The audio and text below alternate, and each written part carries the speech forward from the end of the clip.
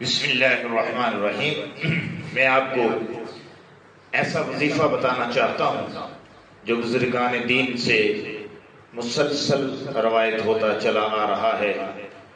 ہر حاجت کے لیے، ہر مشکل کے لیے، ہر مسئلے کے لیے، ہر پرابلم کے لیے، ہر پریشانی کے لیے، ہر تنگی کے لیے آپ اس وظیفے کو پڑھیں، انشاءاللہ العزیز اللہ پاک راستہ بنائیں گے۔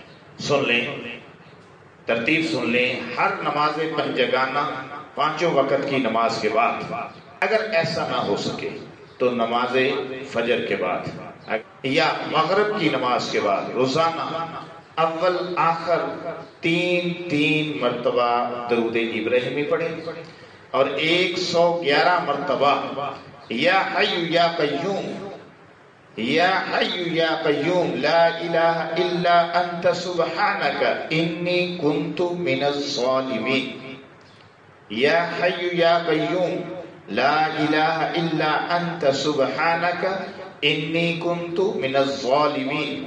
اس کے پڑھنے سے انشاءاللہ العزیز آپ کو اپنے مقصد میں کامیابی ہوگی۔